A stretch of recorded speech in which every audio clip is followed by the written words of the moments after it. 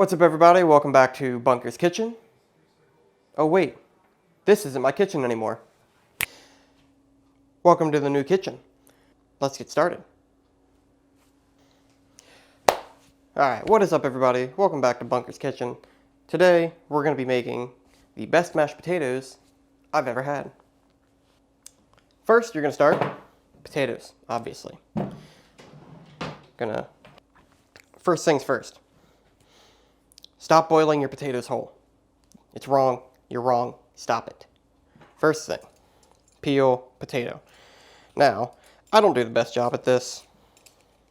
And yes, you're probably wondering, oh, what the hell? Why is he peeling that right on the island? Because I can, and it's clean. And I'm going to clean it once I'm done. Yeah, so typically I try to just go around. Sometimes I cut towards myself, sometimes I cut away. It works either way. Just be careful, don't cut yourself.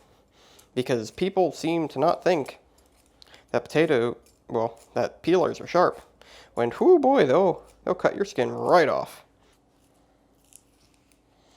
Okay. Oh, missed a spot. Yeah, and I'm also forgetting my apron because I realized I don't know where they are.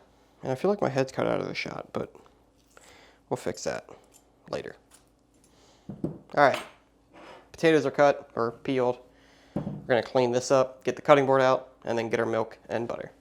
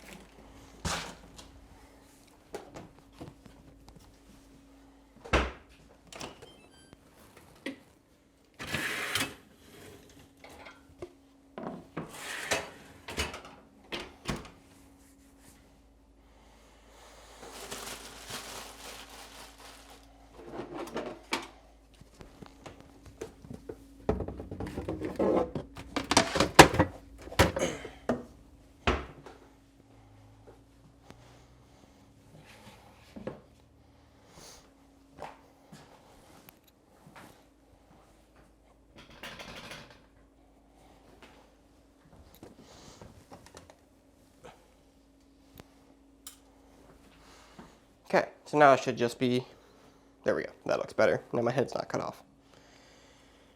Yeah, and these are already oxidizing. These suck.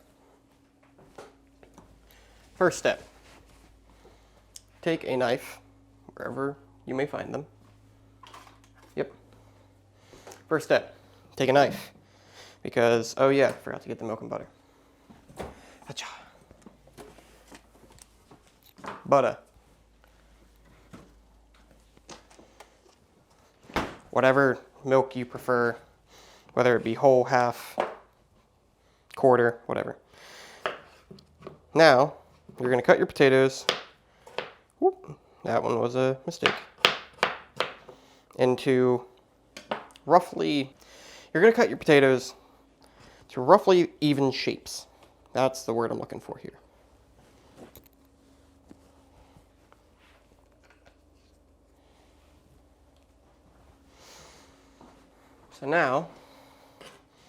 So we'll do 1, 2, and just cut just like that. Do this again, half. This one we could probably just go in half again, just like that. Simple process.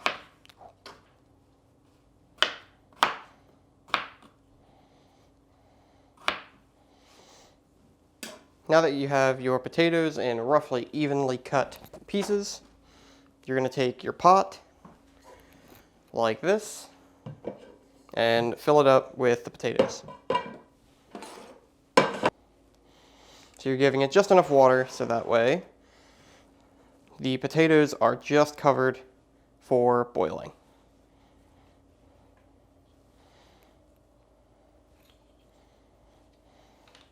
Now we're going to move over to the stove.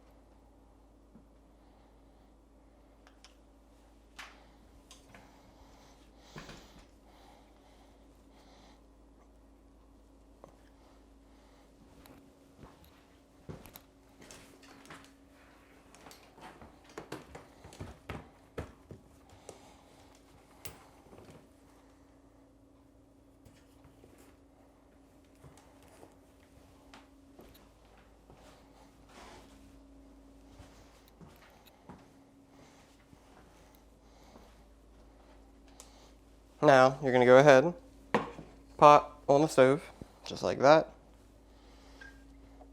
Heavily salted,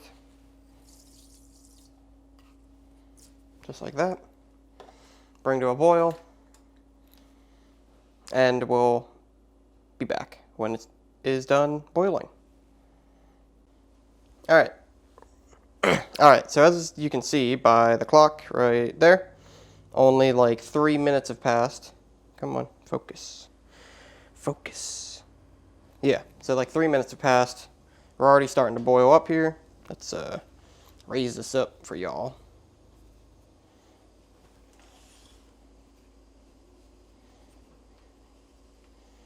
One day, we might do an overhead shot of the stove, but not today.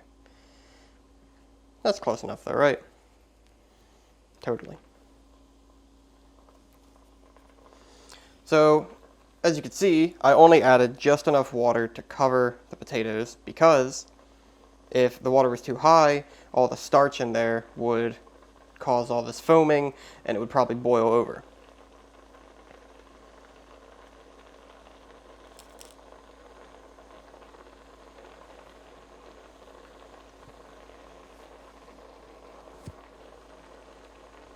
Look at that. 3 minutes boiling.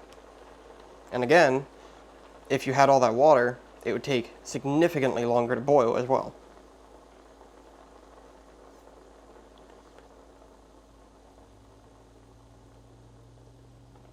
Look at that. It's still bubbling, but that could be on your stovetop. Now this has been boiling for a little while, so what I'm going to go ahead and do is kind of stir it up a little bit. Nice. And take a fork and see if our potatoes are almost ready. Whew, hot. Now you can go ahead and kind of turn down the heat after you do bring to a rolling boil like this.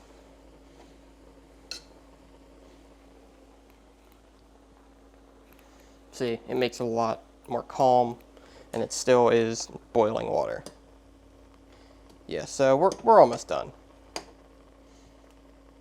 Like the fork can go through it easily, but yeah, we're just about done.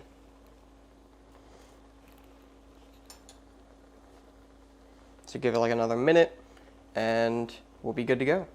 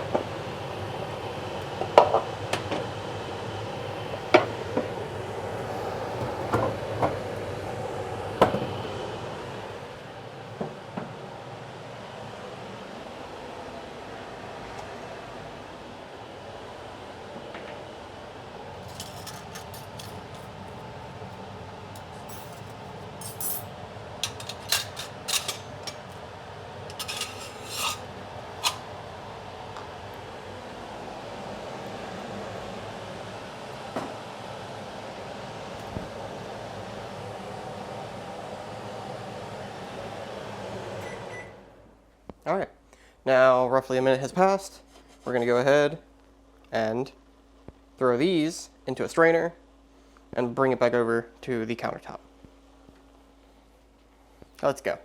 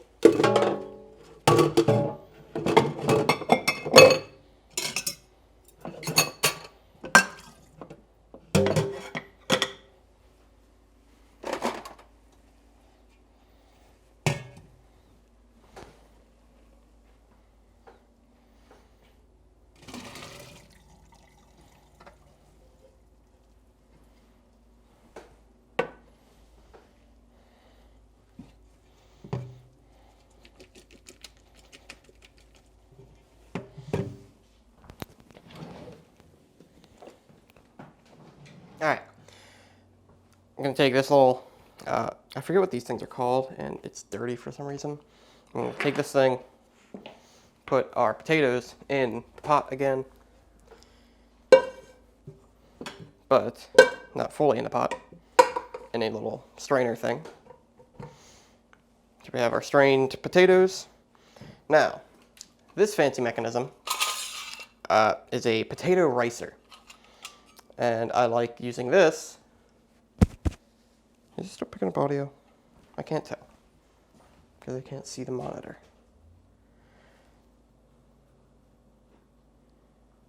There we go. This is a potato ricer. Now, this is just my preferred method. You can, of course, use a typical blender, or I say blender, but I mean, what's that thing called? A hand mixer. Gonna get a small knife out. Now, what you're gonna do, if you are using a ricer, take it like this, choose whatever head you want. I went with the medium piece and just kind of fill it up. You don't have to fill it up all the way. And press. Now you may be thinking, man, that sure looks gross. Yeah, you're not 100% wrong.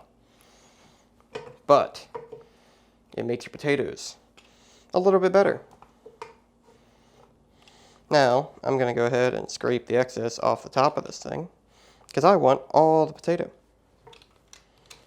not just what came out. I'm going to throw this in here and move it over to the stove because it's dirty. But I don't want to put it in the sink because it still is incredibly hot. Now, you're going to take butter, test your potatoes, tastes good. Take about, what is this, a tablespoon? Yeah. Start with about a tablespoon of butter, a little bit of milk. I said a little bit, that was probably a quarter to a half a cup. And mix it all together.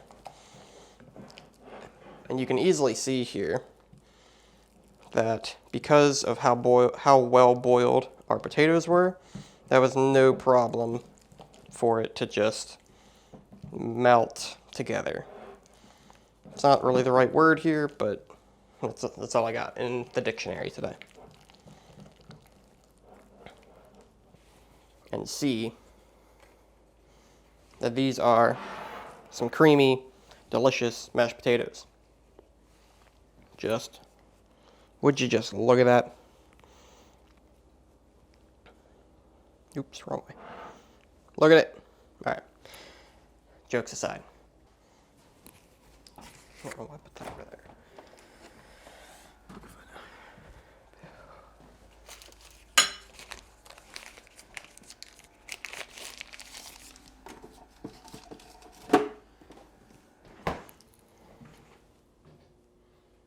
Also, another thing, I put a lot of salt into those potatoes. You could probably go a little less. I did, I don't know, roughly 2 tablespoons, maybe 4 of salt. For the amount of potato that I did, you could probably go with, like, I don't know, a tablespoon at max for your water, just because those are incredibly salty. So yeah, if your other food is under-seasoned, oh, you're fine. But if you're properly seasoning everything, you're going to get some salty potatoes.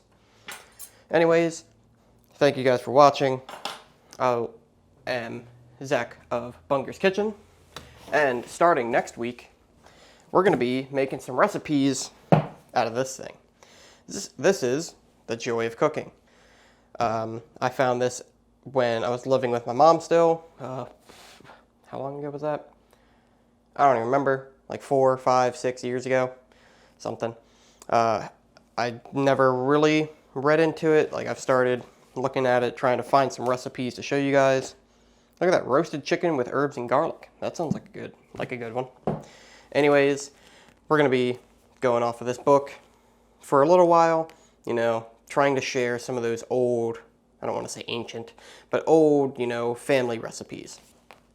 Anyways, thank you guys for watching. I'm Zach with Bunger's Kitchen. Don't forget to like if you learned something new in this video. Hit subscribe if you want to see more weekly content. And don't forget to follow me on Instagram mainly, because that's where I'm going to be posting all the food and stuff that I make here. And yeah, don't forget to tell your friends.